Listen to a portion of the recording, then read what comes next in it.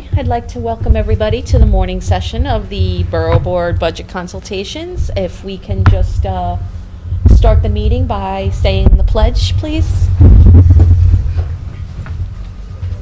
I pledge allegiance to the flag of the United States of America and to the republic for which it stands, one nation, under God, indivisible, with liberty and justice for all.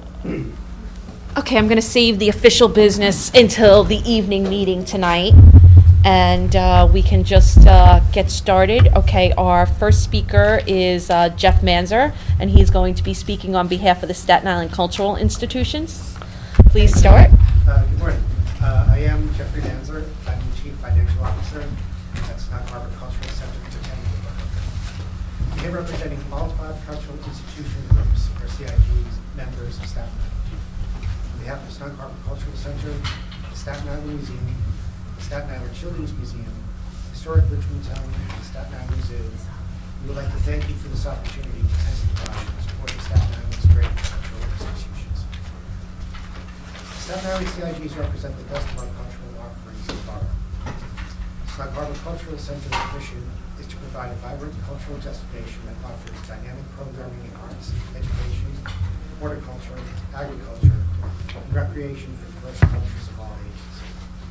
On our 83-acre campus, we are home to multiple community-based arts groups, artists, not-for-profits, and several large arts institutions, including 2 other CIGs, the Staten Island Museum and the Staten Island Children's Museum.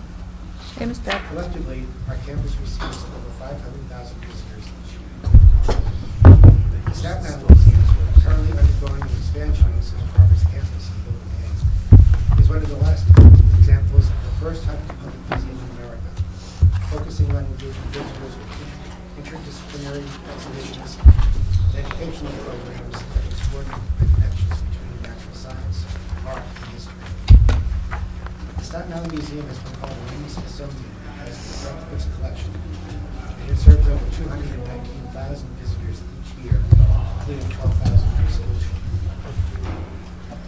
Another cultural partner on the Snug Harbor's campus is the Staten Island Children's Museum. The Children's Museum is a 40-year-old cultural institution whose mission is to create programs and exhibitions for children to enrich their lives through creativity. In 2013, 210,000 families and school children participated in the Children's Museum's creative programs and workshops that explored and played their interactive exhibits. Off-campus, equally integral to the economic development and cultural vitality of Staten Island, are the Staten Island Zoo and Historic Richmond Town.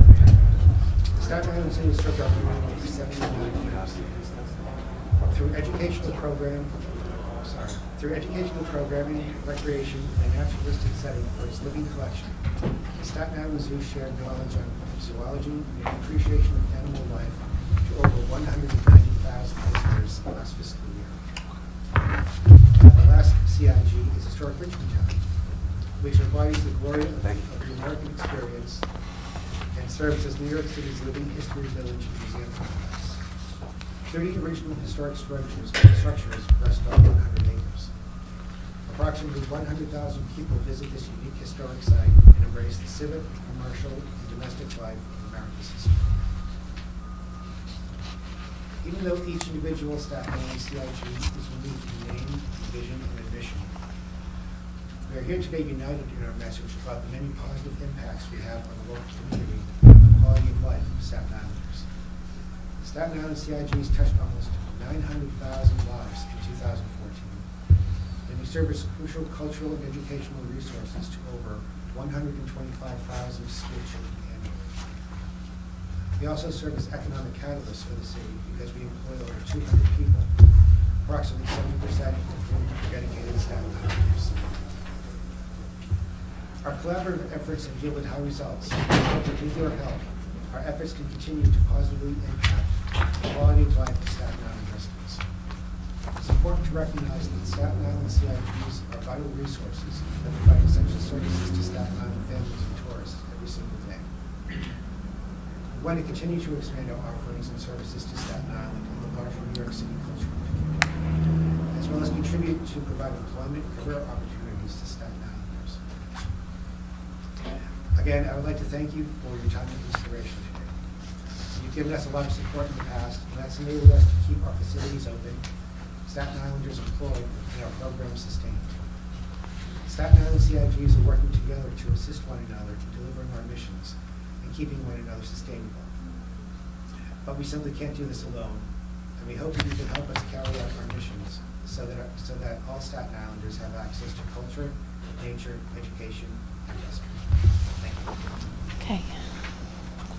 Does anybody have any questions? Yeah, I have two. Go ahead. Mr. Manza, two questions. Are you asking for baseline funding for the CIGs to be increased, or are these specific requests per CIG? There aren't, from our understanding, the word baseline sort of changes each year. We've been trouble following that over time. We would like to have the same level of funding that we've had in the past, if not more.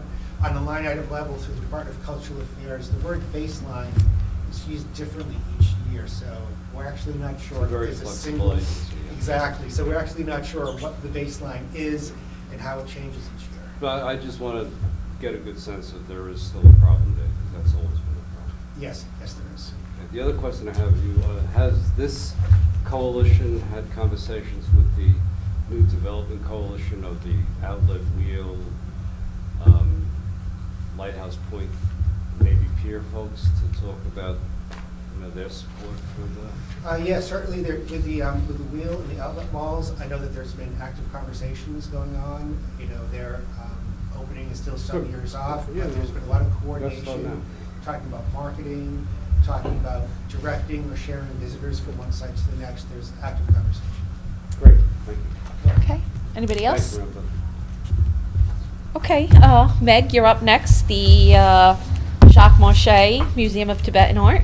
So, and just so you all know, it's warmer in Tibet than it is in Staten Island. And it's been that way for the last 2 weeks.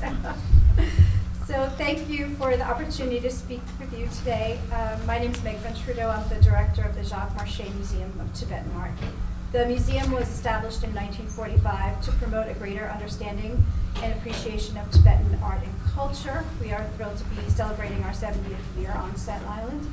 The museum's founder, Jacques Marchais, amassed a fine collection of Tibetan and Himalayan art and used the property on her Lighthouse Hill estate to build a replica of a small Himalayan mountain monastery. In 2009, the site was listed on both the New York State and National Registers of Historic Places. The museum presents a permanent historic display as well as temporary changing exhibitions.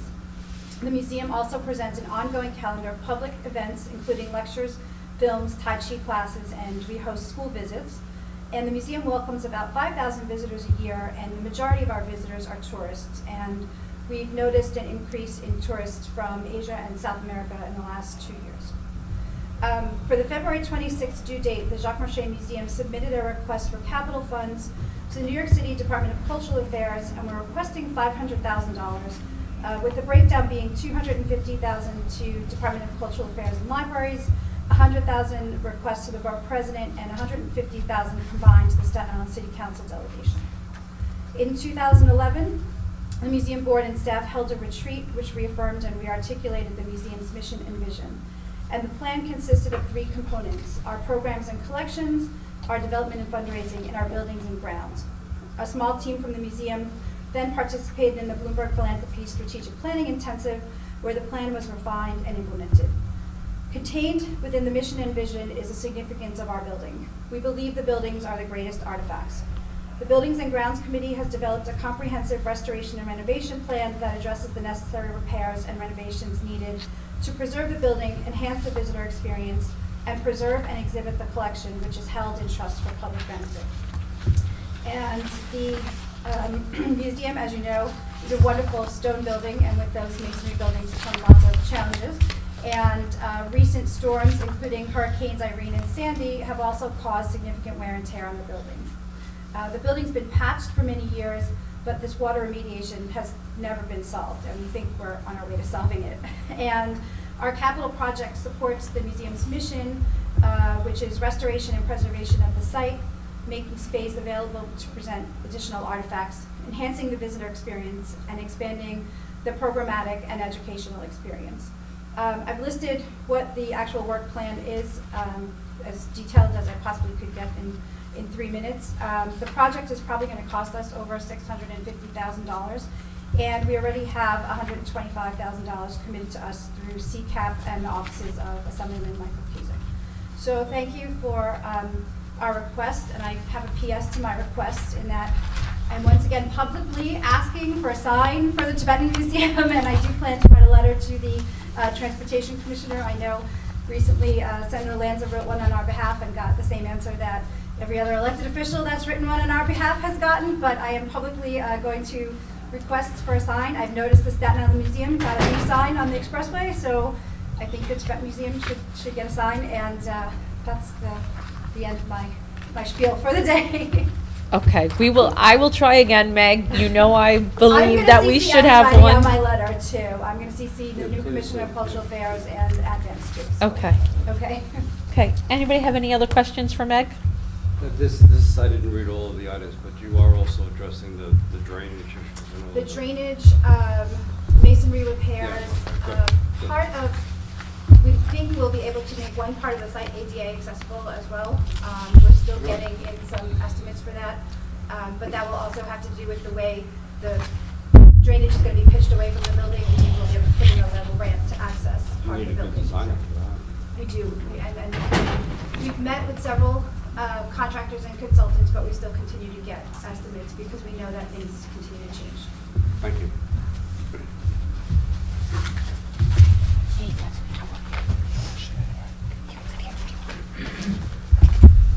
Okay, Joe, you're up next. I have a Meals on question. Wheels. Oh, I'm sorry. So one question, the capital needs that you have that are very well laid out, is there a thought that any of this can be done in phases? Or is the sensibility that everything kind of connects with each other when we're really Actually, looking? it is a phased project, and we think that the masonry and the water repair probably needs to be done first, and then some of the interior work can be done in phases after those projects. So we think it is going to be phased, and we're trying to do this as economically feasible as possible. We don't want to have to take out too many bridge loans No. and put the museum in a place that's not really a good place for the museum. We're well aware of the pace which city, state, and federal funds come in, so we're trying to kind of, piece it out and do the projects that we know to do. We've already done 2 projects with small grants that we've received. One was tree, not removal, but pruning, so that all branches are away from the buildings, and so if we have another storm, hopefully nothing should fall near our building. But again, we're also conscious of being in a hillside preservation district and all of the challenges that come along with Yep. with being on the site. Yep. Okay. Great, thank you. Anybody else for Meg? Okay, Joe, I'm sorry, you're up now. Meals on Wheels. Don't be sorry. It's anyway, I'm going to take the next lead and stand. I want to thank. I'm Joe Tornello. I'm President and CEO of Meals on Wheels in Staten Island, and I'll give testimony with appreciation certainly to the Borough President's office, to our City Council representatives, and our community boards for this opportunity to address the Borough Board. I wanted to start out with taking this opportunity to describe the status of our plan to develop 1 3/4 acres on the CVU campus for building the new Meals on Wheels facility, which will house our state-of-the-art kitchen, our offices, and support our delivery and distribution capabilities.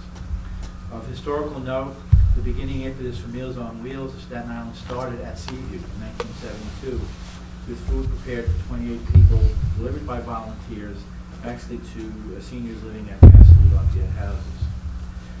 As of March 2015, this month, we were serving over 1,100 recipients, average age 84, still receiving 2 meals daily, each meeting 1/3 recommended dietary requirements. Nutritionists approved low sodium, low fat meals are responsive to individual dietary requirements in consideration of physical, health, medication status. Our kosher and halal meals are delivered utilizing the services of our kosher meal caterer.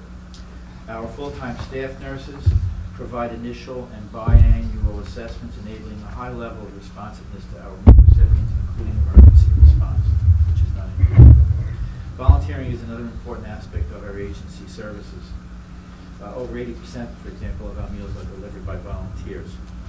We emphasize the importance of daily contact between the deliverer and the meal recipient to monitor on a daily basis the well-being of our clients, and to includes partnering with 15 programs serving the developmentally disabled community, whose consumers assist us in delivering meals, assembling mailings, as well as helping to package meals in our kitchen. We project a very significant increase in our elderly population over the next several decades, with a similar increase in the number of individuals in need of our services. City planning population projections for 2000-2030 indicated a 100.2% increase in our older adult population. Staten Island projected to be 103,000 in 2030, more than twice the number in 2000, with even more dramatic increases for the older adult cohort, 70 to 80 and 80 plus. We've already seen significant growth of our census of 30% since 2007, which we very reasonably expect to continue in the future. The commitment of our organization has been and will continue to be to serve all in need of our services. We've never had a wait list. We never plan to have one. To accomplish the construction of our new facility plan, we are raising the necessary funds through a comprehensive capital campaign reaching out for the support of our elected officials, which we've already initiated, the corporate community, our foundations, as well as individual supporters. We thank the Borough President and, of course, our City Council represent members for the strong support of the project, which can be seen as a catalyst for the support from other sectors. Our City Council representatives from 4 community foundations have added important support as we enter our next phase of fundraising, including corporate funders, national foundations, and our Staten Island community. And we're very confident of raising the funds needed to complete our project and be prepared to address our aging community service needs for decades to come. I sometimes say we'll be ready for the millennials in 2060 facility. The CVU campus is ideal as it is centrally located, supportive of delivery capabilities to all north, south, and east shore locations. The CVU campus has also been identified by our president as a unique health and wellness campus, where we feel we will be a perfect fit with other human service providers. From our perspective, the time is right for us to expand our capabilities to serve a dramatically growing community of older adults, to support their living independently in the community. The place is right. CVU is centrally located and offers the space needed to build on. The economics is right, as we are confident of entering into this project with a strong financial position and fundraising potential, and our network is right to support our moving forward with this plan. I want to again thank the Borough President and the Borough Board for this opportunity to present testimony to ask for your continued support of our project as we have completed the necessary city approval, anticipating our groundbreaking actually by late spring. We truly appreciate our Borough President and City Council members' leadership as we move forward together in service to our Staten Island community.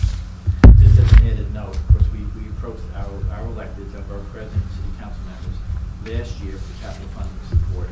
Really, we suggested that be broken into 2 years. So we're actually starting the second year. We appreciate the funding we received, and now we had to reapply, resubmitted paperwork for that second year, second half of funding.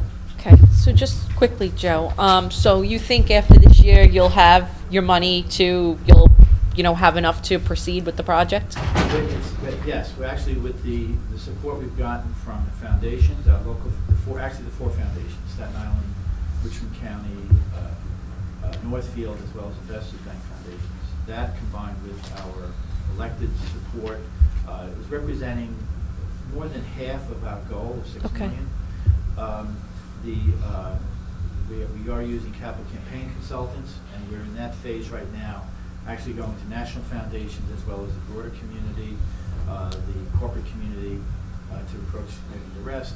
And we're all looking for building loans from several different banks, so we'll have cash available. We have investments that could be used if we needed to. Okay. Okay, anybody else have a question for Joe? Well, Joe, does DFTA or any other similar agency provide you funding separate from what the BP and the council give you? And capital funding from Yeah. Department for the Aging. I haven't seen capital funding from Department for the Aging for a while. We've asked them for smaller amounts, for example, when we needed to add a walk-in freezer, refrigeration. the last 7 vehicles we received. This past year, we received 2 new vehicles. Last year, we got 5 through the Department for the Aging. It's actually federal funding that came through. So in those ways, we've gotten significant, actually 5 vehicles last year was $220,000 of funding from the Department for the Aging for vehicles. But I've spoken to the commissioner, and I may be getting directions from her, ideas from her in terms of how to get other funding. Department for the Aging has been good, by the way, to us. I have to thank them publicly. We happen to be citywide. Many of the contracts in the other boroughs are underserving their home delivered meal contracts. We traditionally have always overserved. And I approached the commissioner a year and a half, 2 years ago, and said, why don't you transfer some of those meals over to us? And maybe 3 years now in a row, the Department for the Aging has taken underserved meals from other boroughs and increased the number of meals that we're funded for. Yeah, DFTA doesn't have much of a capital budget at all. Most of it is put in through the administration and the council people. They really don't have too much. Anybody else? Just as I realize you're talking more about CAP, Joe, but on an operational level, are there any, from what you're reporting, everything seems to be moving in a very positive way. Your staff is stable. Volunteers are 80% of your drivers. Are you seeing a drop up or a drop off in your volunteers or your need for drivers? We're increasing. We're up to 49 daily routes. Days like today and tomorrow are challenging for us. Yeah. Many of our volunteers are retired seniors. Right. But we have on-call people, I have board members with 4-wheel drives. We missed 1 day so far this winter of delivery, and that particular day we delivered double food the day before. Today we're sending extra food out just in case we're in Hampton tomorrow. The organization serving development and disabled are wonderful.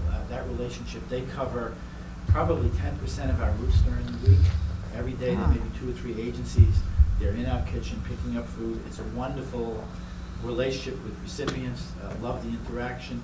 And I always boast about it in that not a penny's passed between us. They receive valuable service for their consumers. We receive very valuable service in accomplishing our mission. United Cerebral Palsy, across the street from us, has their consumers in our kitchen 4 days a week, helping us package the meals for the next day to seal desserts and salads. It's a wonderful partnership there that's very helpful. But no, our volunteer corps is growing. Good. 450 volunteers. Each route has 5 volunteers, 1 person every day of the week. So people are able to commit that amount of time. That's what makes it work. And I have a wonderful volunteer. Somebody who supervises it all, keeps it all going, keeps it in order. It's I fantastic. thank you Right, all for the support you really do. Now, the daily output is tremendous, and as you've often spoken, I mean, you're in people's homes on a daily basis, and the ability to be able to see things, the problems and troubles, and bring in other support services is a tremendous I call Meals resource. on Wheels a daily visiting program It that truly also is. brings food. That's how Yeah, important the daily program. Yeah. We hope to break ground by June. Yay. So there'll be an announcement. We'll have all of you there and with hard hats and maybe shovels, and we'll get that rolling. Wonderful. Great. Anybody else? Thanks, Joe. Okay, next we have the JCC. We have Anita and Stacy here. Who's going to speak? Okay. My name's Anita Bruckmeyer, and I'm the Development Director of the Jewish Community Center of Staten Island. The JCC is one of the largest social service agencies in the borough. In 1929, it opened on the North Shore on Victory Boulevard, and in 1982, it opened the South Shore site on Arthur Hill Road. And our summer camp has been located mid-island for approximately 45 years. Thanks to the 2007 opening of our centrally located flagship JCC, we now serve residents in every district of the borough. Our mission is to assist individuals reach their fullest potential regardless of limited resources or abilities. Each year we provide services that support 40,000 people, including over 8,000 youth. Our programs range from social and cultural to recreational, educational, and nutritional programs, as well as counseling and referral services. We continue to be heavily involved in the second stage of the Hurricane Sandy relief effort, with over 20 staff providing case management, counseling, and art therapy. The JCC's Adult Education Department has been fortunate to have been awarded funds over the years to be used towards our programs targeting the immigrant community. We have been a provider of ESOL, civics education, and dental classes to over 4,000 immigrants over the past 15 years. In addition, this funding has been instrumental in assisting students with HSE preparatory classes that provide students with the necessary skills needed to pass the task exam and qualify to move into the HSE level. HSE is the new initials for GED, high school equivalency. To date, over 3,000 students have attended ESL classes and several hundred have gained their HSE diplomas. Each year in June, we have a ceremony at the JCC, and many of you, I think, have attended, where we give the diplomas to the students, and it's very touching. This list simply scratches the surface of the multitude and magnitude of the service delivery mechanism effectively developed, in place, and administered by the JCC for adult literacy. Our agency has been a provider of senior adult programs and services for well over 50 years. Thanks to grant funding provided by DFTA, as well as additional councilmatic discretionary dollars, we have been able to offer senior adults transportation to and from our site, a hot, nutritious meal, social, recreational, cultural, and educational activities at our Avis South Shore facilities and the Stapleton NYCHA Center. These programs are vital to both the senior adults that we serve and their family members. Participants are able to spend the majority of the day in a safe environment that allows them to be actively engaged in the community. The JCC's Innovative Senior Center was designed to meet the desires and interests of Staten Island's growing senior adult population, comprised of baby boomers and other active senior adults. With over 4,000 individuals signed up for this program, the dollars allocated by DFTA is inadequate, and we continue to find that additional funding is necessary. I'd like to say that DFTA has raised the dollar amount that was originally awarded to us because we have enrolled so many more people than we originally planned, or expected, I should say. The Kids Club for Special Kids is an after-school program targeting youth diagnosed with autism and other related disorders, and has been in existence for 7 years. Activities include swim, music, art, cooking, and independent life skills, which provides participants with both socialization and communication skills. Opportunities for inclusion also exist due to our after-school program serving our children's typical peers. We are also requesting financial support to assist us as we correlate the Common Core standards and STEM activities into our after-school programs. Funding will enable students to engage in innovative and hands-on techniques to make it possible to begin to understand more complex areas of study and learn how to think scientifically.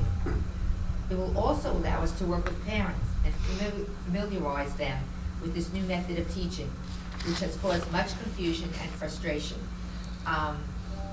Not only have our staff members heard from parents of children who attend our after-school programs, but we've also heard from staff members with children in school. So we are very aware of the struggles. The JCC has always been both nonprofit and non-sectarian, and we raise a substantial sum of money to support these activities through fundraising events, appeals to our members and board, as well as private and charitable funding sources. Last year, these funds provided scholarships to families for either summer day camp or preschool for their children. We've also requested capital funding from the Borough President's Office for a generator that we hope to have in place so that when there are future disasters, we can be more helpful to our community, because our Mid-Island building is right near Susan Wagner High School, which is an evacuation center. So I want to thank everybody for your past support. You're supporting the JCC, and we're supporting our community, and we look forward to teaming up together and continuing to help Staten Islanders. Okay, anybody have any questions? Yeah, Joe? who are you, is it DYCD that would be the funder for the STEM programming? Yes, we can get. So you USDA. need them to either give you new Well, money yeah, for and that they- or yeah. increase? Yeah. Gotcha. We've been doing STEM all along, and STEM is still a buzzword, it's still important, but now the Common Core curriculum needs to be connected to that. Now has to come with a psychiatrist. Yeah, for the parents. Yeah. I really feel bad. I mean, my children are older, my grandchildren are too young, but, if it started with kindergarten or first grade is one thing, but, to expect some of these older kids to change their whole way of learning, it's really been a nightmare. And, you know, it's in all the states, it's not just New York, you know, you're hearing this. Now, is DYCD sensitive to the needs? Absolutely. of this? When they send out an RFP, they are looking for you to include in your grant proposal how you're providing these Great, programs. thank you. Is any other program on core for the parents? Well, we recently were awarded funding through the Staten Island Foundation, and part of our proposal was to run workshops for the parents so that we could help them help the their kids. children. Yeah. Right. Yeah, you almost want to just ask money for the parents. Yeah, really. Yeah. No, that's great. Okay, anybody else? Thank you, ladies. Okay, next up, we have Art Lab, which is our last presentation of the day. Good morning, everybody. Thank you very much for your task funding, and I want to thank you for the opportunity today. My name is Lynn Ann Daly. I'm the Director of Programming and Grants at Art Lab. This year, we will be, April is our official 40th year anniversary, so we're very excited about that.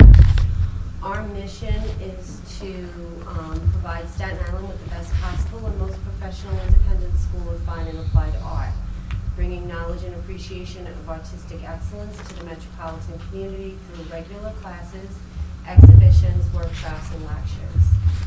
I'm hoping for funding today because we could really use a little lift up, Art Lab. We have had some financial concerns over the last few years, and we feel like we're rising a little bit above that right now. And we could really use a little pick-me-up. We have facility issues at Art Lab. We are in a very old building. There's been a lot of heating problems this year, as well as we have not had our parking lot that was located adjacent to our building has been gone for quite some time now. It should be coming back soon. So we really want to use this program more for operational funds, little touch-ups in our facilities, and also to help us with more outreach. We have been running on a day-to-day basis, trying to drum up a little more knowledge about Art Lab, and the classes that we offer at Art Lab are very, very important to the art community, and I could speak to that personally because I was also an Art Lab student for many years before I became a worker at Art Lab. It is, I like to call it the only full-service art school on Staten Island, and it is very necessary that we continue to have that. We offer classes from ages 3 years old right through adult. We have classic art classes such as painting, drawing, printmaking, and such, but we also have applied art such as jewelry making, ceramic making, and stuff like that. But as well as that, we offer scholarships every semester. Our classes are affordable because we're a nonprofit. We're able to keep them affordable. We also do programming into underserved, and that's something that we would really like to see expand in the schools with after-school programs and such. We do get them funded and at times, and sometimes the schools will get them funded, but there are periods where there is a lack of funding with that, and we would really like to boost that. Right now, we've been working with suspension site schools such as the St. Mark's School over here, and we're trying to get into the correctional facility that's near CSI for teenage girls. I'm working with one of the guidance people there now to try to get funding for that. I feel that art is a very important structure that you need to have within your community. It teaches people that they can create good things from within themselves, and it's a very good feeling to teach someone and show them what they can do. We will, with this funding, we would continue to assist non-professional artists of all ages to develop their talents to the highest level of skill and enjoyment. We will also help young artists bridge the transition from secondary school to professional standing. Our development of scholarship programs to ensure that students may nurture and use their talents regardless of economic limitations would also continue. Finally, our collaboration with cultural and educational organizations would continue to grow so that Art Lab's ability to serve Staten Island's growing multicultural community expands while we maintain the integrity of our overall objectives. We would expand our outreach, provide quality art programming, including scholarship opportunities, maintain our facilities, and also purchase supplies for the office to meet our needs. And I just want to say that Art Lab is a really great place for the artist community. I feel like it's a little artist haven where we all can come together. There's a great summer studio scholarship program which we have every year that sends teens for free, 6 weeks, 3 full days a week for free art programming that really helps them get into colleges. If they're art students, it helps them develop their portfolios. We also have the summer scholarship program for adults, which is partially scholarship funded. We also provide scholarships every semester to any class. If someone gets a scholarship for our class, they can take a full-term class semester for free.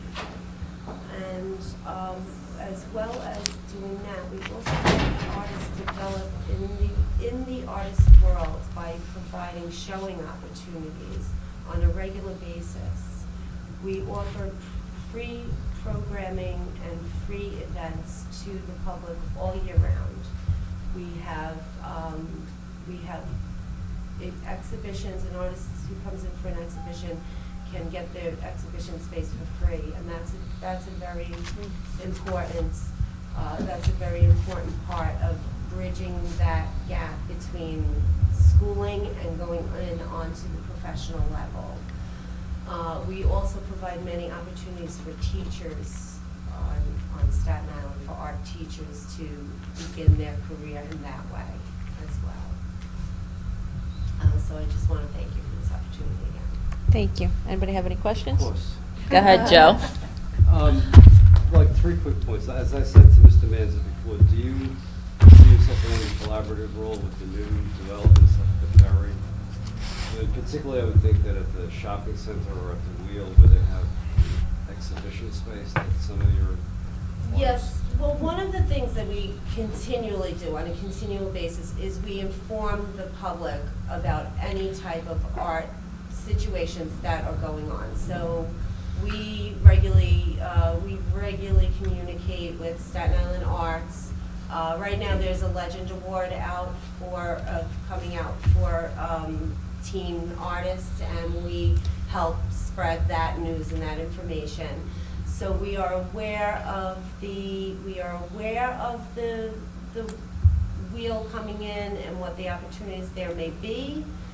We collaborate with other organizations on Staten Island to work with them, but we don't have any specific plan directed at Well, that I would Wheel. think that you would want to get showings, have them put aside someplace for the artists who go through your program to show their works to folks who get off the boat. I mean, you would have a pretty nice. Yes, it would be great to have exhibition opportunity there. There is some opportunity with Staten Island Arts being there now that they do have. We did collaborate with them with the drawing from memory. Mhm.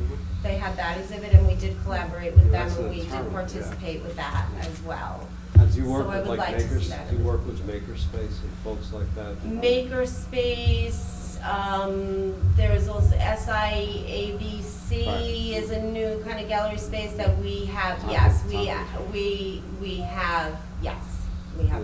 That would be an collaborated with them. important connection to continue, I think, from the Harvard to Stapleton. We really want to start to Yes. grow the autistic community. Yes, and I don't know if you're all familiar with Deep Tanks as well, but we've also done some collaborations with them.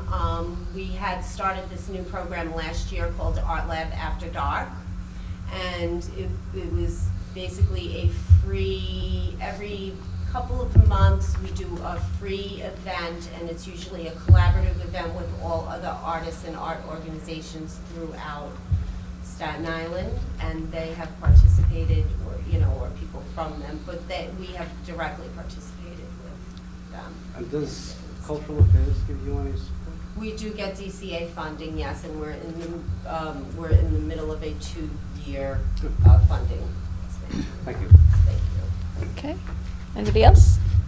I don't have any questions, but I just hope everybody gets Councilwoman Rose's newsletter. It comes out every 2 weeks, and all the electeds have those resources between their Facebook pages to be in position to support what you're all doing and get the word out on your programs. I mean, I know from our office we do that all the time.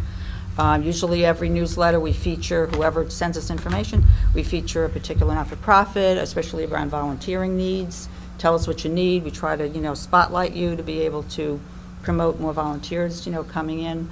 And then just promoting your events. You know, we do that regularly with including all your flyers on our e-blast and putting things out on Facebook. So everybody here is really a resource to all of you to help you kind of promote the work that you're doing and put out the word on what your needs are. So if you're not doing that so far, I would really encourage you to do that. It's an unused resource if you're not doing so. Okay, thank you, everybody, for coming. Okay, so we're going to adjourn into the evening meeting. Can I just have a motion to? Motion to adjourn? Yes, please. Okay, second? Okay, thank you. All right. Thanks, everybody. Meeting adjourned.